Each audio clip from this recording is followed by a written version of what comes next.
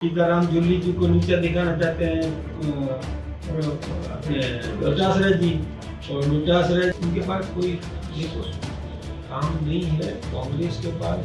वो अपने नेताओं से ही वो उनको उलझन है, तो उसका तो मैं क्या करता। कांग्रेस अपना अंतरकलह संभाल ले, हमारे यहाँ कोई अंतरकलह नहीं है। वो पता नहीं कहाँ से कोई विषय लाते हैं, कोई विषय जो है ही नहीं, और फालतू की बातें करते हैं। हमारे यहाँ अंतरकलह ढूंढ रहे हैं, अरे अपना घर तो संभाल लो कि आपस में एक दूसरे को लड़ रहे हो। सीताराम जूली जी को नीचा दिखाना चाहते हैं और अपने डोटासरा जी, और डोटासरा जी को नीचा दिखाना चाहते हैं जूली साहब। अब डोटासरा जी सदन में कैसी अमर्यादित उन्होंने व्यवहार किया, और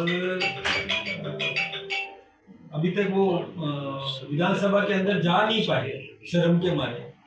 पहले अपना घर संभाले, उसके बाद दूसरों पे बात करें। हमारे यहाँ सब कुछ व्यवस्थित है, सब कुछ ढंग से काम हो रहा है, विकास हो रहे हैं क्षेत्र में, और हमारा नेतृत्व भी प्रशंसा कर रहा है। सब कुछ व्यवस्थित है हमारे यहाँ, कहीं गड़बड़ नहीं है। अच्छा, टीकाराम जूली और डोटासरा कह रहे हैं कि बीजेपी में सरकार में हमारी जगह चल रही है बाकी नेताओं से और मंत्रियों से। अब उनकी ज़्यादा चल रही है तो उनको तो खुश होना चाहिए ना। तब तो ये बोलो हमारा कितना पारदर्शिता सब तरीके से सही तरीके से हमारी सत्ता है। देखिए हमारे यहाँ ऐसा नहीं है, हम व्यवस्थित रूप से विकास के काम होने चाहिए। केवल मेरे कहने से ही नहीं होने चाहिए, सबके कहने से भी होना चाहिए। अच्छा काम है तो सब काम करें।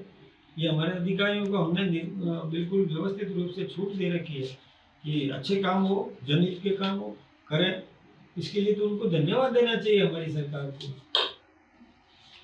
सीज फायर को लेकर फिर सवाल उठाया। कांग्रेस के राष्ट्रीय अध्यक्ष ने तो कहा है कि संसद का सत्र बुलाया जाना चाहिए, और इधर कांग्रेस जो स्थानीय नेता है उनका कहना है कि संविधान की हत्या कर रही है, और जो सीज फायर है वो ट्रंप फिर कह चुके हैं, जबकि पीएम मोदी ने कहा था कि हम दखल स्वीकार नहीं करते। तो 140 करोड़ जनता को भ्रम में डाल दिया सरकार।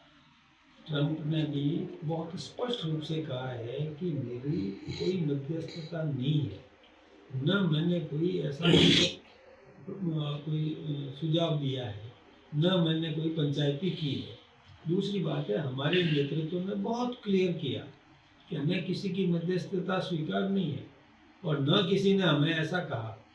पाकिस्तान के सैन्य अधिकारी ने सफ़ेद झंडा लहरा करके माफ़ी मांगी, गिड़गिड़ा करके क्षमा मांगी, हमारे सेनाधिकारी से चर्चा की कि हम आपकी शर्तों पर युद्ध रोकना चाहते हैं। तो हमारे सेनाधिकारी ने जो कुछ भी कन्वर्सेशन किया है वो तय है, इसमें कहीं कोई किसी की मध्यस्थता है नहीं, सीधी डायरेक्ट डायलॉग है। आप यदि सुनना है तो हमारे प्रधानमंत्री जी का राष्ट्र के नाम संबोधन उसमें बहुत क्लियर कर दिया।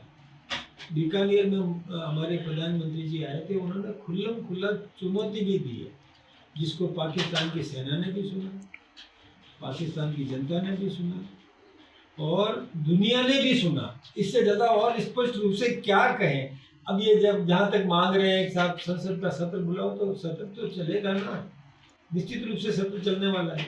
उनको धैर्य नहीं है क्या? थोड़ा इंतजार तो करो, तब तक कुछ मुद्दे हैं तो कलेक्ट करके रखो, सदन में रखना।